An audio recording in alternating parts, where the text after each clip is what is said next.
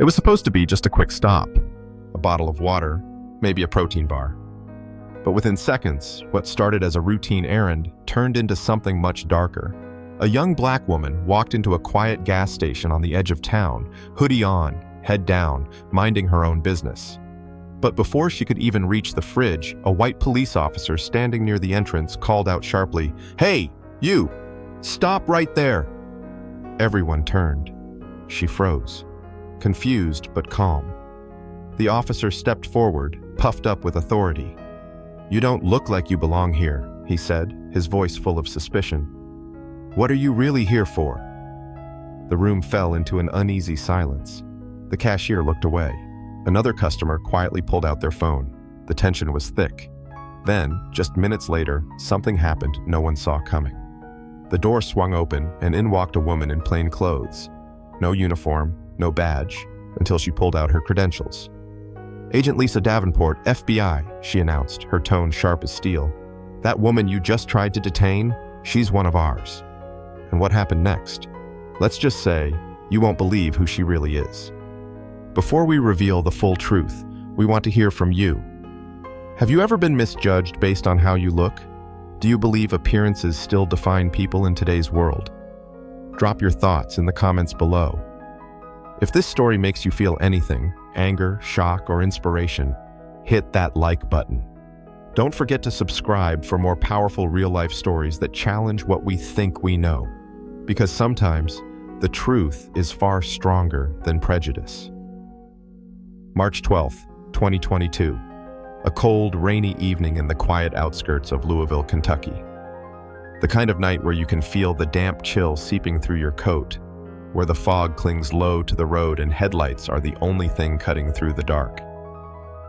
A small gas station sat off Route 60, old flickering sign, a single cashier behind thick glass, and the hum of fluorescent lights buzzing above the aisles.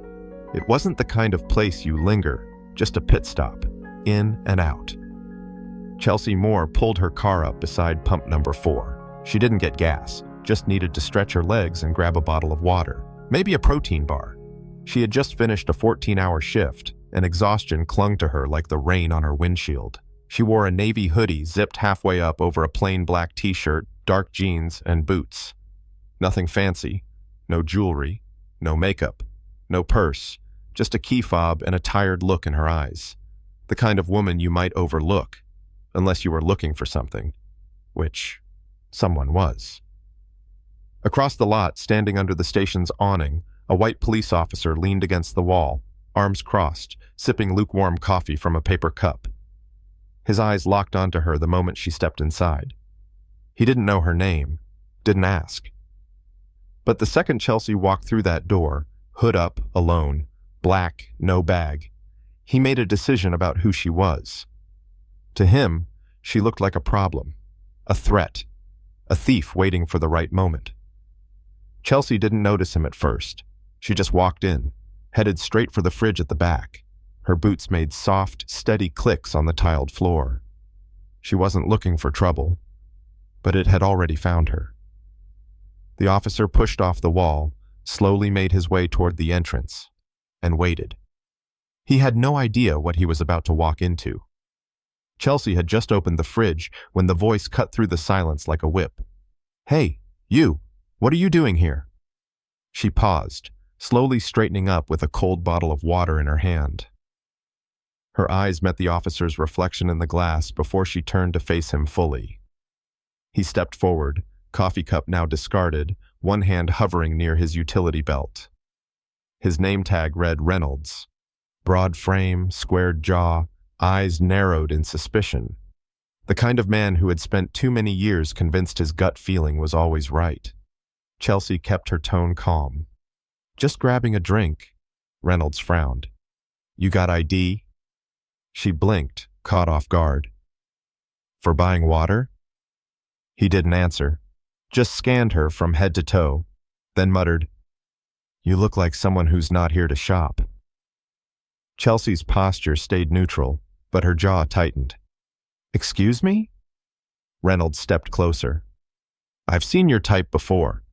Walk in, pretend to browse, wait till the cashier's distracted, and boom, gone with half the store. You think I'm stupid? The cashier, a thin, older man with a hesitant posture, froze behind the counter. His eyes flicked between the two but said nothing. Another customer in the chips aisle ducked slightly behind a display, pulling out his phone. Chelsea exhaled through her nose. You're profiling me. Reynolds scoffed. I'm doing my job. No, you're harassing someone who hasn't done a thing wrong. He raised a brow, voice lowering into a threat. I have the right to detain anyone acting suspicious, and right now, that's you. He reached for his radio, pressing the button. Dispatch, I've got a possible 1029 suspicious female, hoodie, mid-40s, refusing to show ID. Chelsea didn't flinch. Her hand stayed by her side. But inside, a cold wave surged through her. Nobody moved. No one stepped in. The only sound was the low hum of the fridge and the quiet beep of the security camera above, watching everything, but saying nothing.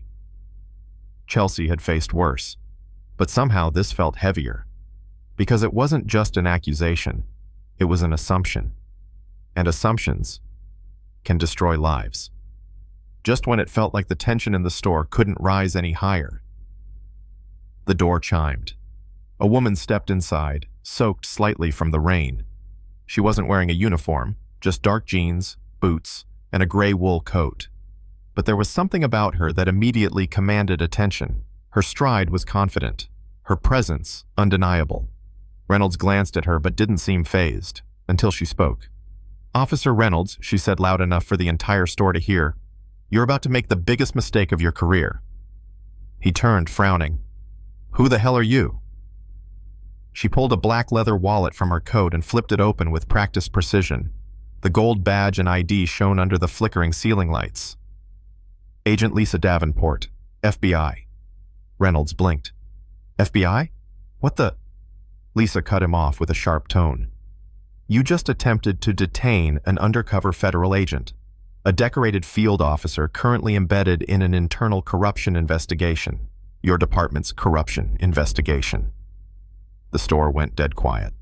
Reynolds looked from Lisa to Chelsea, then back again. His face went from confusion to disbelief to something close to panic. Wait, what? Her? That's not possible. She's been working undercover for 6 months, Lisa said flatly.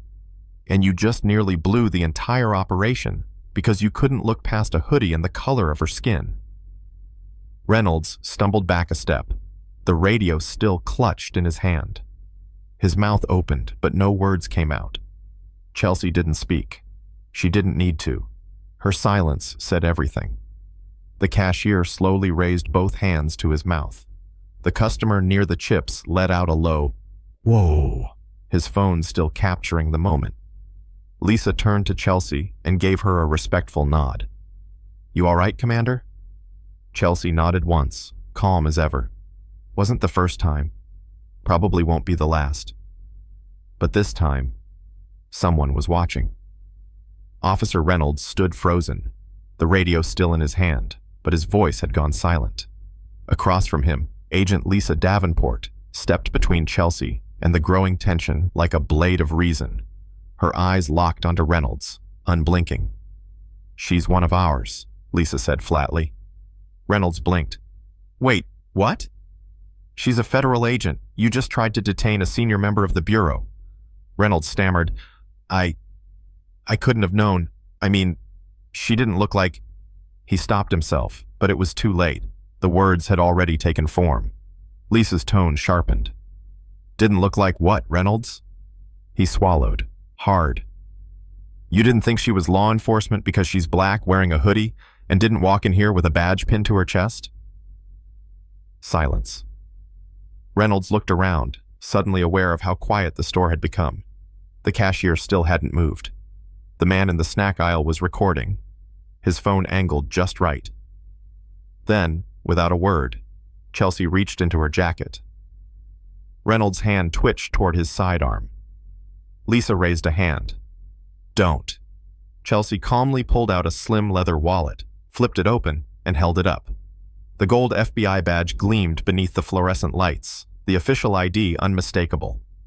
A gasp came from behind the counter. The customer recording muttered, "Holy hell!"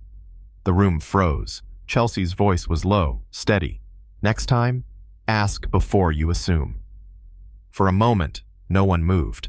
The tension hung in the air like a storm cloud refusing to break. Then Lisa spoke again, into her earpiece this time. "Control, confirm visual on target. Send internal report. This just escalated." Reynolds' face was pale now.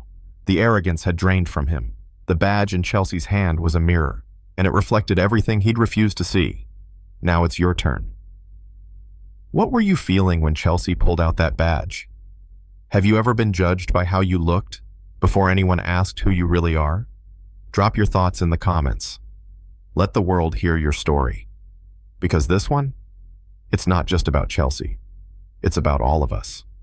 The black SUV rolled quietly into the underground parking structure of the FBI field office in Louisville. The rain had stopped, but the air still carried the weight of what had just unfolded. Chelsea Moore sat silently in the back seat, her badge now tucked away again, like it had never been shown at all. She hadn't spoken much since leaving the gas station. She didn't need to. The silence said enough. As the vehicle came to a stop, the rear door opened. Lisa was waiting outside, along with another figure, tall, broad-shouldered, dressed in tactical gear. It was Captain Derek Hartman, commander of the FBI Hostage Rescue Team, HRT, known for running one of the most elite tactical units in the country. He didn't say a word. Instead, he turned and gestured toward the courtyard. Chelsea stepped out and froze. Lined up across the open-air plaza in perfect formation stood the entire HRT. Helmets off, shoulders squared, boots planted. These were the best of the best, men and women who had faced the most dangerous situations imaginable. And as Chelsea walked forward, they saluted her, every single one. The sound was crisp, unified, reverent. For a moment, Chelsea didn't move. Her eyes scanned the line. Not a single face looked away. Captain Hartman's voice echoed in the cold evening air. "This is the woman who's trained with us, led us, bled with us. She's the reason half of us are still alive."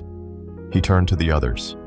"She's also the one who exposed corruption inside our own agencies, quietly, without medals, without headlines. She did it because it was the right thing to do." Chelsea's throat tightened. Her jaw set hard, holding back more than words. For years, she'd worked in the shadows, hidden, unrecognized. And that was fine. But this moment, this was different. This was respect earned in silence, spoken loud and clear by those who knew her best. What did you feel watching her receive that salute? Let us know in the comments. Don't forget to subscribe for more powerful, true inspired stories.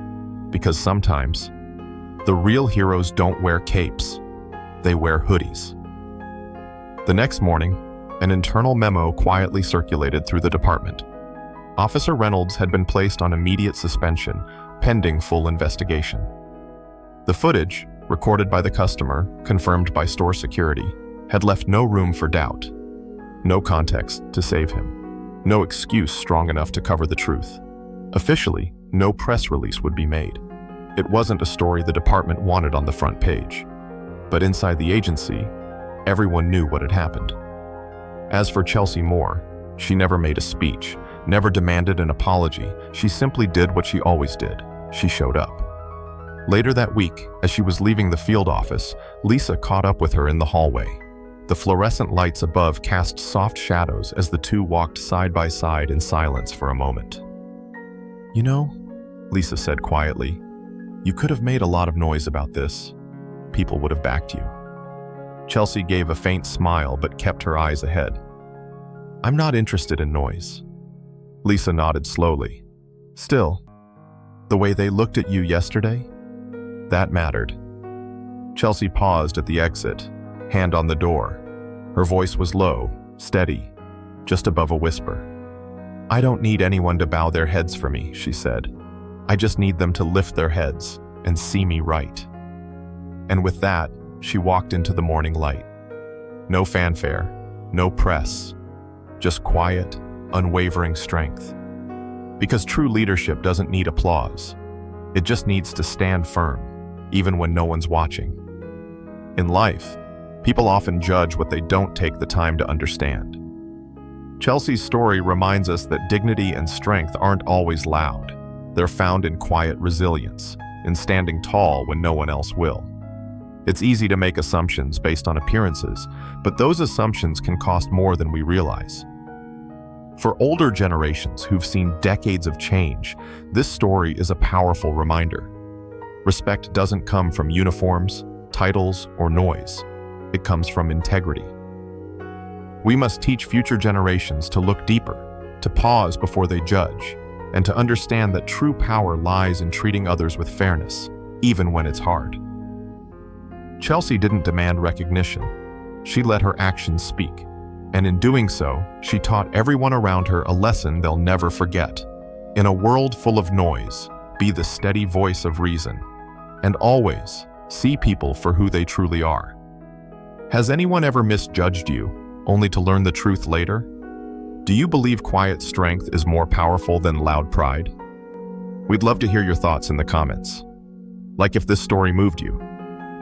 And subscribe for more real, powerful stories. Stories that make you feel something. Because sometimes the strongest voice is the one that never has to raise itself.